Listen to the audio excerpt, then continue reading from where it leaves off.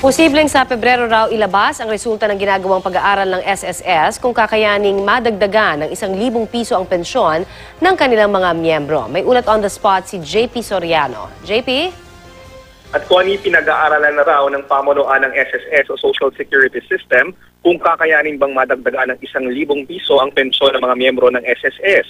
Ayon sa Chief Actuary at Senior Vice President ng SSS na si George Onqueco Jr., posibleng matapos sa February ang resulta ng ginagawa nilang pag-aaral. Kailangan din daw Connie kasing pag-aralan kung kaya bang masustain ang fund life ng SSS kung sila ay magtataas at kung magkano ang kailangang idagdag na singil sa contribution at magkakaroon ba ng restructuring sa kasalukuyang pulisiya ng SSS nang hindi maapektuhan ng mga miyembro. Inaalam din daw Connie ng SSS kung saan nanggaling ang nabanggit ni Congressman Nery Colmenares na 325 billion pesos uncollected revenue ng SSS dahil ayon daw sa COA, sabi ng SSS Connie, ay nasa 13 billion pesos lang ang uncollected revenues ng SSS, kabilang na raw rito ang mga delinquenteng loan borrowers na hindi nagbabayad ng utang sa SSS. Ipinagtanggol din Connie ng pamunuan ng SSS ang sweldo at bonuses na natatanggap ng mga executives ng SSS na napuno ng kritisismo ngayon dahil masyado raw malaki taliwas sa kakarampot na buwan ng pensyon ng mga SSS members. Ayon sa AVP ng SSS na si Maria Luisa Sebastian, ang anumang compensation na ibinibigay sa mga executives ng SSS ay otorisado raw ng ahensyang nagbabantay sa mga GOCC.